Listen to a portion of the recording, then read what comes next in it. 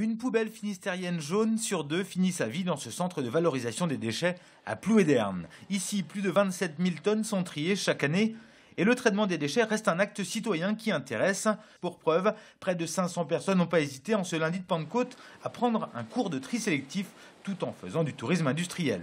Pour s'informer, pour faire participer les enfants.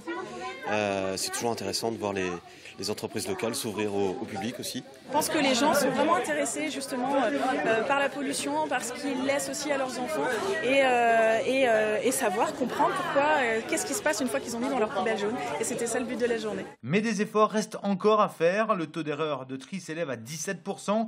Quelques règles sont donc à respecter pour les 540 000 habitants nord-finistériens. Les erreurs vont du pot de yaourt au sac plastique, donc ça qu'on ne peut pas mettre dans les poubelles jaunes. Maintenant, on a des erreurs qui nous posent beaucoup plus de soucis, par exemple les couches qui ne sont pas recyclables. On a beaucoup de bouteilles en verre également, donc là, ça peut blesser nos trieurs.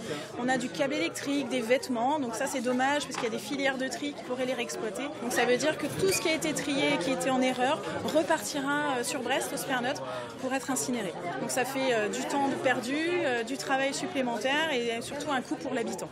Autant de petits gestes qui devraient permettre de réduire la facture de traitement des déchets et limiter aussi notre empreinte carbone.